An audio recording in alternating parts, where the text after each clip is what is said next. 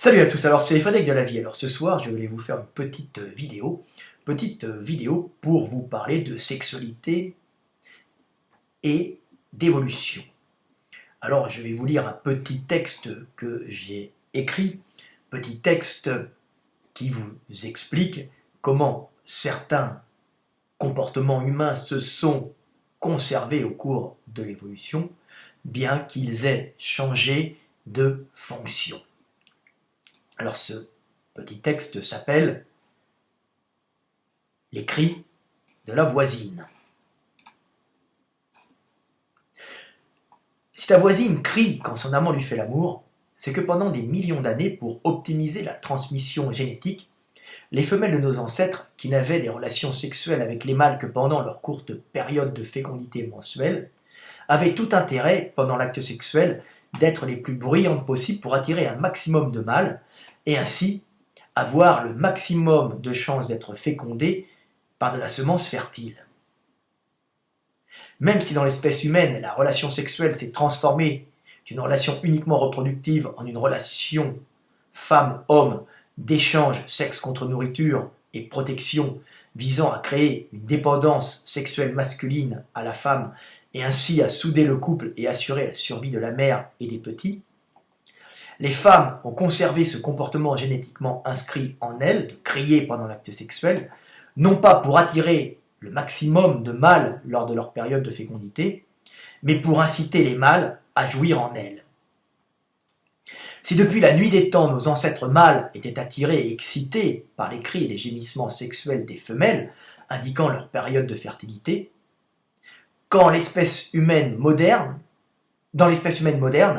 ces gémissements féminins se sont conservés pour continuer à exciter les hommes malgré le fait que l'acte sexuel ne soit plus uniquement reproductif, mais qu'il se soit transformé en un acte social d'attachement.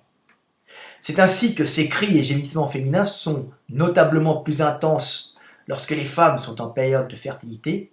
non pas pour attirer tous les voisins en rut, mais pour inciter le partenaire à éjaculer et ainsi optimiser pour la femme ses chances de transmettre la vie. En conclusion, si votre voisine est bruyante quand elle fait l'amour, c'est qu'une vieille programmation génétique la pousse à gémir pour exciter son homme, lui-même programmé à être excité par ses cris, qui facilitent son éjaculation.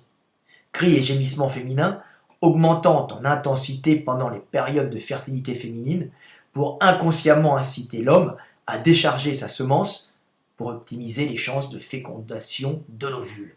Voilà, on voit qu'il y a eu un changement, une transformation, et que maintenant les femmes ne crient plus pour attirer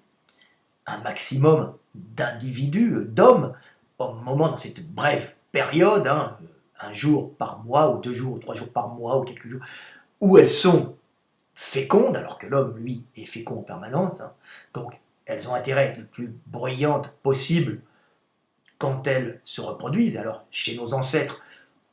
et ça apparaissait avec, c'était ce qu'on appelle une période d'oestrus, c'est-à-dire qu'il y a des signes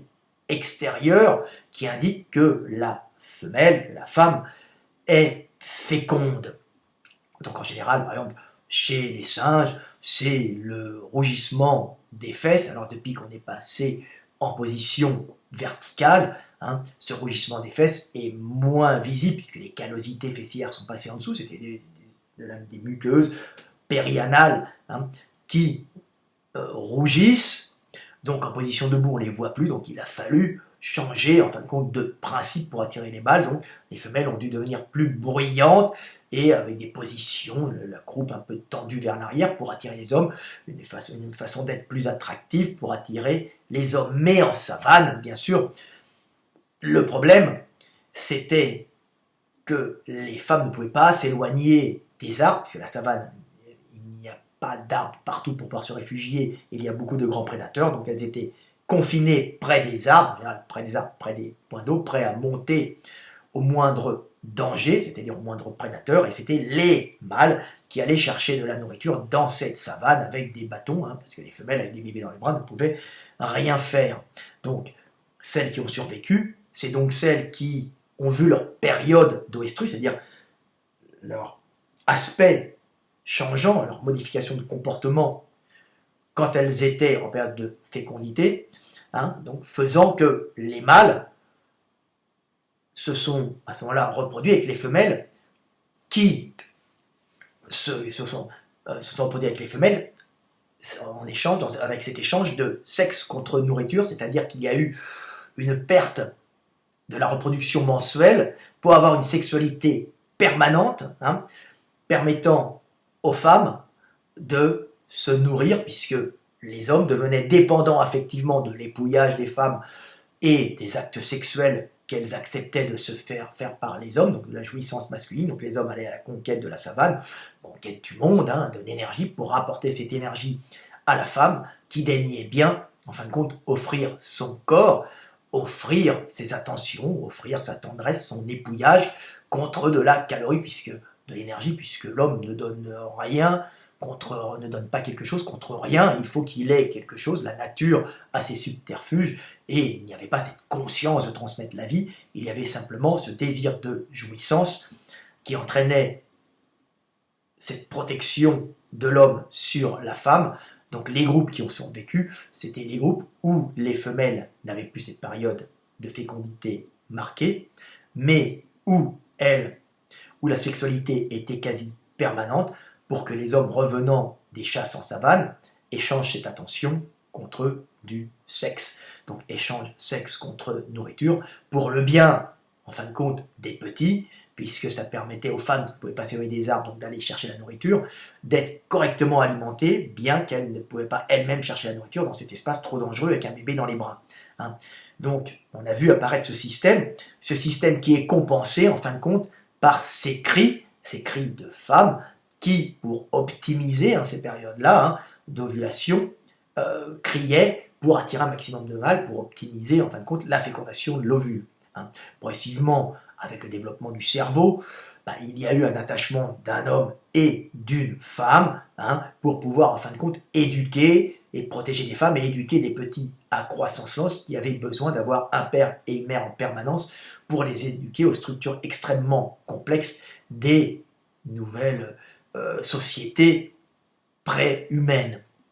proto-humaines. Et maintenant, on voit que les couples durent plus longtemps parce que nos petits sont, on va dire, viables dans le monde des hommes et dans le monde en général que très tard, car pour être un homme, animal extrêmement sociable, donc l'animal social par excellence, il faut un homme viable, il faut une éducation qui dure plus de 10 ans, 15 ans, 20 ans, on voit même des gens qui arrivent jusqu'à 30 ans chez leurs parents. Donc, sexe contre nourriture et ensuite attachement pour ces petits. Donc les cris il y a eu ce changement, plus d'apparence extérieure et ce système des cris qui permettait en même temps à la femme d'indiquer à l'homme quand elle était réceptive, en fin de compte, le plus réceptive, c'est-à-dire la plus féconde. Et c'est pour ça que des études l'ont montré, les femmes sont plus réceptives aux hommes, sont plus bruyantes quand elles sont en période d'ovulation, pour la bonne raison qu'en fin de compte, elles doivent montrer à l'homme à ce moment-là, qui lui est programmé pour être attiré par les gémissements et les cris des femmes, qu'elles sont aptes à transmettre la vie, mais d'une façon inconsciente. C'est pour ça que quand les femmes, on dit qu'elles simulent, qu'elles crient, ça fait énormément plaisir à l'homme et ça génère chez lui, en fin de compte, un besoin d'éjaculation, c'est une éjaculation plus rapide et une érection plus dure parce que l'homme est programmé depuis la nuit des temps pour être attiré par les femmes très bruyantes à la base, c'est-à-dire les femmes qui étaient en période d'oestrus, c'est en période d'ovulation, donc qui étaient fertiles, puisqu'avant il n'y avait pas une reproduction permanente. Donc vous voyez comme ça a évolué progressivement, mais les cris se sont conservés dans l'intimité du couple, non pas pour attirer d'autres mâles, mais pour, en fin de compte, plus impliquer l'homme, pour stimuler l'homme et pour le pousser à une éjaculation qui permettra dans cette période de fécondité à la femme de pouvoir justement avoir son ovule fécondé par un spermatozoïde et voir l'humanité continuer. Donc on voit des changements. Donc petite vidéo pour vous expliquer un peu le fonctionnement de l'humanité et pourquoi les femmes crient alors que les hommes ne crient pas. Hein. Tout le monde a vu ça, il suffit d'aller sur Internet, hein, et pour faire de la sociologie évolutive, mater des films de cul, hétéro ou gay, hein, sans vous inciter à être hétéro ou gay, hein, pour simplement étudier, et vous verrez que dans les films hétérosexuels, les femmes gémissent, et que dans les films homosexuels, les hommes entre eux sont particulièrement silencieux. Voilà. Mais de tout ça, on peut en tirer justement des analyses qui nous font comprendre ce que nous sommes réellement et ce que nous sommes profondément et par quel chemin évolutif nous sommes passés pour arriver à ce que nous sommes. Et que tous ces comportements que nous avons ne sont en fin de compte que de vieilles programmations. C'était Frédéric Delavier. À bientôt. Et maintenant, quand vous écouterez votre voisine gémir, vous vous souviendrez des petits australopithèques de savane. Allez, c'était Fred Delavier, plutôt de leurs ancêtres de forêt qui... Ou c'était plutôt les australopithèques de savane qui commençaient à gémir. En forêt, ils avaient le cul rouge. À bientôt, c'était Fred Delavier.